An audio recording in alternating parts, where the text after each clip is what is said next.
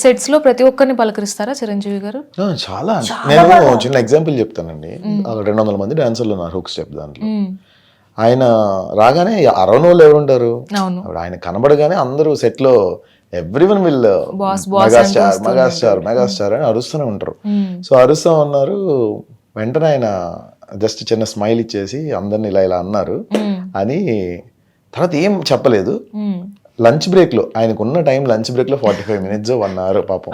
అంటే ఆయన lunch break తీసుకుని 1 hour లో కూడా 200 మందికి నిలబడి ఫోటో ఇచ్చారు డాన్సర్స్ కి. అంత పేషెన్స్ అండి. ఇక చెప్పలేమండి. అంటే అసలు చాలా కష్టం అండి, చాలా కష్టం.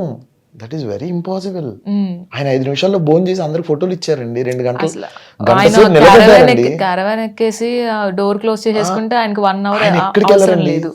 సెట్ లో వేరే షాట్ జరుగుతున్నా కూడా సార్ విల్ వాచ్, కూర్చుని చూస్తూ ఉంటారు ఇట్లా. ఆయన సీన్ డిసిప్లిన్ అండి అది. We have to learn. మేమందరం కూడా చూసి చాలా చాలా చాలా ఇప్పుడు ఈ జనరేషన్ కాదండి, నెక్స్ట్ వచ్చే తరాలన్నీ నేర్చుకోవాలి ఆయన చూసి. అండ్ నాకు ఒకటి అనిపిస్తూ ఉంటుంది, మీరు డాన్స్ చాలా రోజులు ఆపేశారు, మీకు గిఫ్ట్గా ఇంత పెద్ద గిఫ్ట్ సందీప్ గారు ఇచ్చారేమో అనిపిస్తూ ఉంటుంది నాకు ఎప్పుడు. ఎందుకంటే మెగాస్టార్తో వర్క్ చేసే ఎక్స్పీరియన్స్ కావచ్చు, ఈ రోజులన్నీ కూడా ఇన్నాళ్ళు మీరు వెయిట్ చేసినందుకు మీకు మంచి స్టార్ట్ అని అనిపించింది ఎప్పుడైనా? ఎగ్జాక్ట్లీ అండి. ఇది నేను కంప్లీట్గా చాలా మందికి ఆటా సందీప్ గారికి మెగాస్టార్ గారు లైఫ్ ఇచ్చారు, ఒక స్టెప్తో సక్సెస్ ఇచ్చారు అనుకున్నా. ఎంత నిజమో. నేను ఒక డాన్సర్గా కొరియోగ్రాఫర్గా ఎదగాలని అనుకొని ఉన్న నేను పెళ్ళి, ఇంక అందరు అమ్మాయిలాగే పెళ్ళి బాధ్యతల మధ్య కెరియర్ స్టాప్ చేశాను. కెరీర్ స్టాప్ చేసిన తర్వాత మళ్ళీ కోవిడ్ టైంలో నా హస్బెండ్తో జర్నీ స్టార్ట్ చేసినప్పుడు నాకు పెద్దగా డ్రీమ్స్ అంటే అప్పుడు ఎగ్జాక్ట్గా ఫోకస్ అనేది లేదు. తను చేస్తున్నారు, తనకి సపోర్ట్ చేయాలి, నాకంటూ డ్రీమ్స్ గోల్స్ ఏం లేవు. కంప్లీట్గా ఆయన సక్సెస్ అవ్వాలి, నేను పక్కన ఉండాలి, తనతో జర్నీ అనుకున్నా. కానీ సందీప్ గారితో పాటు ఆడపిల్ల అంటే ప్రతి ఒక్కరు కూడా నా గురించి వస్తే వీళ్ళకి ఒక కార్డు ఉండాలి. ఇప్పుడు నేను 14 సంవత్సరాల నుంచి నేను ఇండస్ట్రీని నమ్ముకొని డాన్స్కి నేను ఎంత డెడికేట్, ఇంత బాడీతో అయినా, నాకు బాడీ షేమింగ్ ఉన్నా ఏదున్నా డాన్స్ని చాలా నమ్ముకున్న నేను అంత గుర్తింపు నన్ను చేరు. ఎందుకంటే నేను తన పక్కన ఉంటాను, సో తన వెనకాల ఉంటాను. కానీ నువ్వు వెనకాల ఉండొద్దు.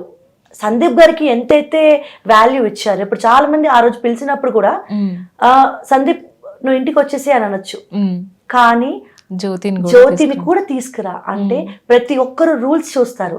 కార్డు ఉండాలి, కార్డు ఉంటేనే వాళ్ళు కొరియోగ్రాఫర్స్ అంటే కొన్ని రూల్స్ చూస్తారు. అందరూ రూల్స్ చూసారు, కానీ మెగాస్టార్ గారు ఒక ఆడపిల్ల కష్టం చూసారు. అంటే ఇద్దరు డాన్స్ వేస్తున్నప్పుడు మా ఇద్దరిని ఈక్వల్ గా ట్రీట్ చేసి, ఎంత బ్యూటిఫుల్గా అయితే సందీప్ కొరియోగ్రఫీ చేస్తున్నాడో అంత అందంగా ఈ అమ్మాయి కూడా డాన్స్ చేస్తుంది, వీళ్ళిద్దరూ కలిసి జర్నీ స్టార్ట్ చేశారని చెప్పి నన్ను పిలిచారు. నన్ను పిలిచిన వెంటనే, మా ఇద్దరిని పిలిచిన వెంటనే ఎక్కడ కూడా అండి సందీప్కి ఎంతైతే వాల్యూ ఇచ్చారో నన్ను కూడా అలాగే ట్రీట్ చేసిన విధానం నిజంగా. నేను ఒక స్టెప్ ముందు కూడా నేను కొన్ని సినిమాలో తనతో వర్క్ చేశాను. తనతో వర్క్ చేసినప్పుడు నాకు నేమ్ అనేది, కొరియోగ్రఫీ నేమ్ అనేది రాలేదు. ఎందుకంటే దానికి ఒక రూల్ ఉండాలి. సందీప్ గారు అడిగారు, ఇద్దరం కష్టపడ్డాము, ఇద్దరం చేసాం కదా అంటే, దానికి ఒక రూల్ కార్డు ఉంటేనే సో ప్రతి ఒక్కరూ ఒక ఆడపిల్ల నేను ఎంత కష్టపడ్డాను అప్పుడు నేను చాలా ఫీల్ అయ్యాను.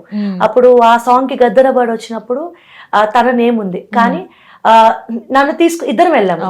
తను నా చేపట్టి తీసుకెళ్లారు, ఎందుకంటే నా నేమ్ అందులో రాలేదు. అప్పుడు నేను కొంచెం బాధపడ్డాను.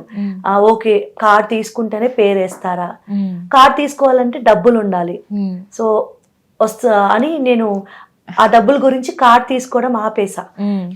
ఆ టైంలో అందరూ రూల్ గురించి మాట్లాడారు, కానీ నేను ప్రతి సినిమాకి కష్టపడుతున్నాను. ఒక్క మెగాస్టార్ గారు ఒక్కరే ఆయన సినిమాలో నా భర్తతో ఈక్వల్గా 70 mm మీద నా పేరు చూసుకున్నప్పుడు ఆయన ఒక ఆడపిల్లని ఎంకరేజ్ చేసే విధానం. సందీప్ గారిని ఒక్కరిని పిలవచ్చు, సందీప్ గారితో ఒకరు, కానీ నన్ను కూడా ఎంకరేజ్ చేయాలి. ఈ ఆడపిల్ల కూడా కష్టపడింది, తనని లిఫ్ట్ చేయాలి, ఇద్దరు సమానమే. అండ్ మీకు కోవిడ్ టైంలో తను ఒక వాయిస్ పెట్టారండి.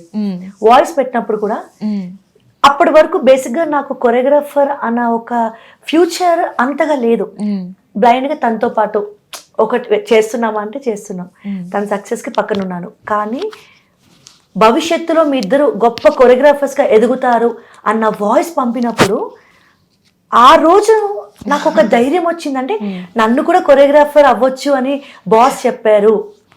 అప్పుడు నాకు హోప్స్ వచ్చాయి, ఓకే నేను కొరియోగ్రాఫర్స్ అవ్వచ్చు. దాని తర్వాత ఇంకా సందీప్ గారు ఇద్దరం కలిసి టుగెదర్ వెళ్ళాలి, కొరియోగ్రాఫర్స్ అవుదాం ఇద్దరము అని. ఎందుకంటే ఇండస్ట్రీలో ఏ కార్డు అవసరం లేదు, మెగాస్టార్ అనే కార్డే ఇప్పుడు ఉంది. ఇంకా ఎవరు అడగాల్సిన అవసరం లేదు, పట్టించుకోవాల్సిన అవసరం లేదు. ఇండస్ట్రీ మొత్తం ఒక ఆడపిల్ల కష్టం చూడకుండా కార్డ్స్ అంటారు. అఫ్ కోర్స్ ఎవరి రూల్స్ వాళ్ళవి. కానీ మా బాస్ ఒక్కరే ఆ విషయంలో, నేను మీరు చూస్తే సక్సెస్ మీట్ లో కూడా నేను ఆయన హ్యాండ్ ఇక్కడ పెట్టుకుంటాను. అవును, మీరు చూడండి, చూసాను నేను.